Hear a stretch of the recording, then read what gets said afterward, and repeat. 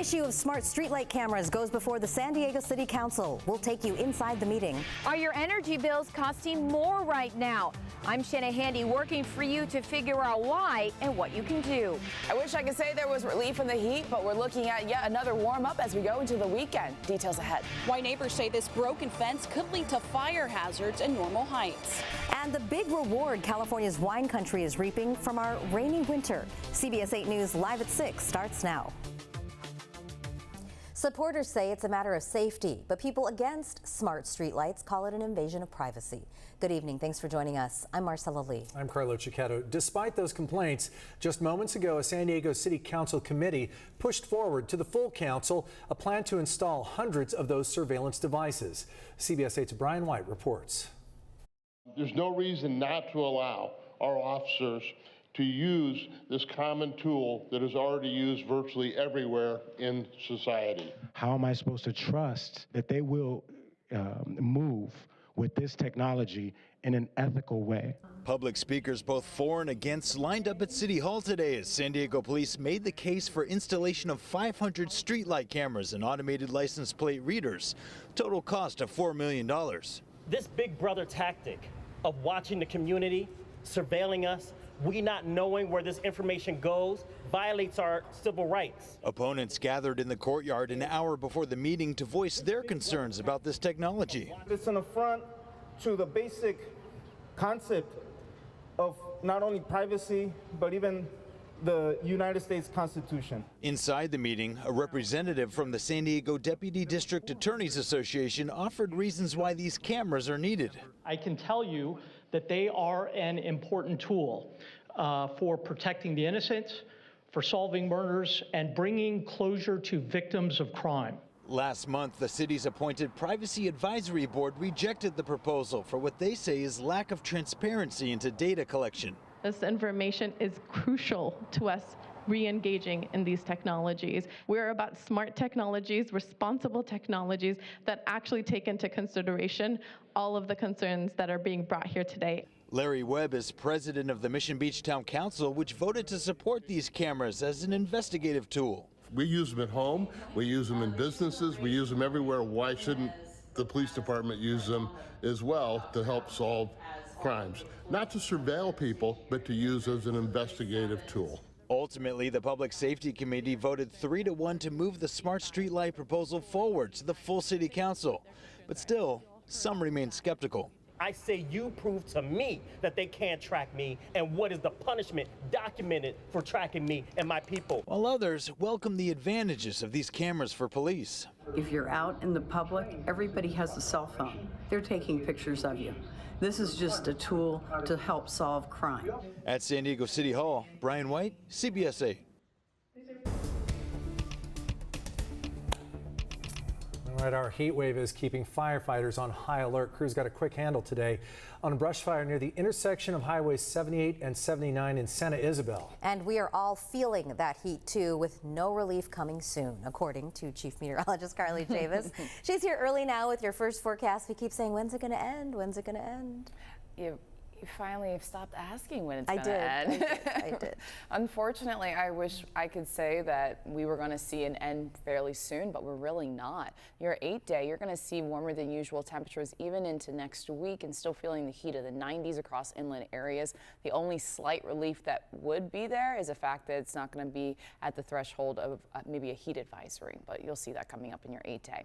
When you take a look at our current temperatures, actually, these are our temperatures from earlier today. We did have some widespread 90s still across inland areas. We were in the upper 90s for Valley Center, the same for Ramona. We had the 70s and 80s right along the coast, and those are still warmer than usual temperatures for the coastal communities. You're talking about 115 degrees today for Borrego Springs. We have dry air that's still inland. We have relative humidity values in the 20s and 30s. You're seeing 24%. That is for Ramona, 33% for Alpine. Also much higher values closer towards the coast because of that marine influence. Tomorrow, very similar forecast to what we had today. You still have the milder conditions along the coast compared to the rest of the county. You're also talking about 87 degrees for Miramar, looking at those upper 90s sticking around the inland areas for Lake Valley Center, also talking about Ramona and those 1-teens in the desert. I'm going to show you the 8-day. There's no relief in sight, but there is something that's popping up in the mountains starting on Sunday. Details ahead. Thanks, Carlene. And because of this extreme heat, people living in Normal Heights are concerned about homeless encampments in the canyons below their homes. Neighbors say they pose a huge fire risk. The area has seen many fires, in fact, in the past, including one in 1985 that destroyed more than 70 homes. CBS 8's Rocio De La Fe is working for you to find out what's being done to address the issue. Rocio? This behind me is a gate that SDG&E uses and says it's in the process of replacing for a much taller fence to keep people out of the canyons. Now, one neighbor I spoke to says that may be good news in this case, but there's another gate at the bottom of the hill that's been broken for several years, and he's wondering when it will finally be fixed. This broken chain link fence on Camino del Rio in Mission Valley is located at the bottom of a canyon below Normal Heights.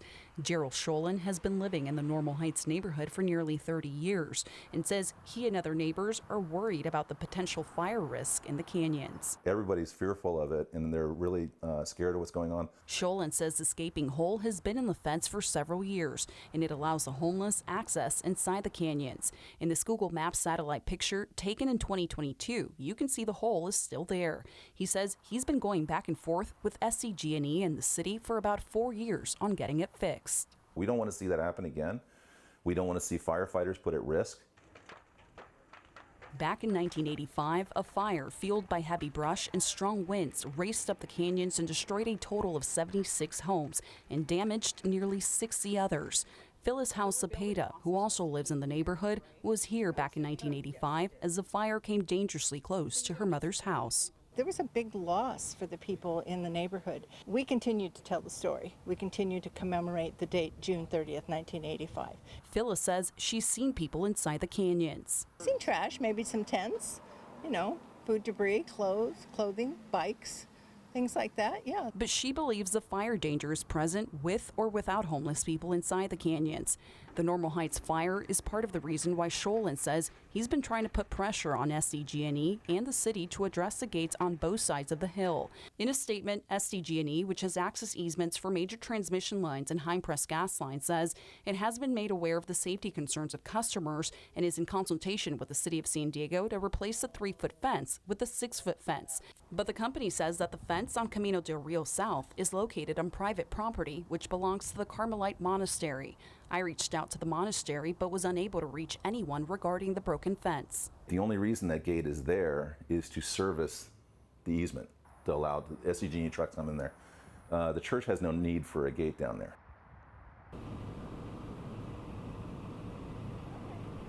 Now, since we started making some calls, the neighbor you just heard from says he was actually contacted by council member Sean Elo Rivera's office earlier today and was told that SDG&E is now looking to meet with the monastery, the council member, and others with the city to discuss potential repairs to the gate on Camino del Rio South.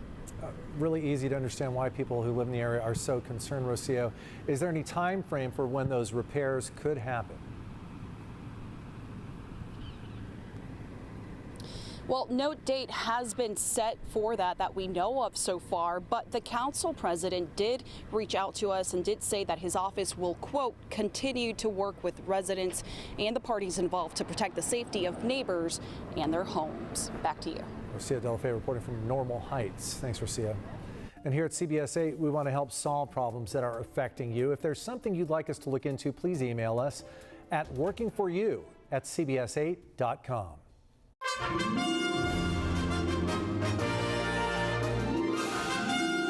Tonight, crowds are heading to the convention center for preview night of Comic-Con. Those crowds will get much bigger over the next couple of days, and it's important to stay safe if you're heading that way. Last year, police say the biggest complaint they heard was about traffic. MTS is adding a special events trolley line operating every 15 minutes. They hope that will ease the traffic. The Comic-Con experience starts on the trolley system, right? And it's a great experience when you're riding on board and there's other people dressed up, other people coming down to the festivities, and so we want people to enjoy that. And be aware, police say last year a pickpocket stole quite a few cell phones before being caught. And finally, if you dress up, remember you cannot bring any real weapons into the convention, and all props will be screened. Summer break is over for many students in the South Bay. Today was the first day of school for students in the Sweetwater Union High School District and Chula Vista Elementary School District. They're on a year-round schedule. This school year, the Sweetwater Union High School District says it is committed to fostering a deeper learning experience for all of its students. It's important to always greet our students and our families and show them how much we love them, show them how much we've missed them, and that we're ready for the start of a new school year. The school district is working on a new approach called Embrace Deeper Learning. The goal is to help students focus on thinking critically, creatively, and analytically throughout the school year. 24 rescued chickens are in need of a new home tonight. They were found at a home in Vista after the owner was hospitalized. The Humane Society took the chickens in after seeing the conditions they were living in. Since then, the chickens have been fed, hydrated, and moved to the Humane Society's Escondido campus for adoption. So if you're interested in adopting some chickens, they look like they're ready. There you go. Still ahead tonight, why some of you are about to pay even more for Netflix. Plus, 3 months lost at sea, how this sailor and his dog were able to survive, and their rescue. And up next, the extreme heat and the impact it's having on other parts of the U.S.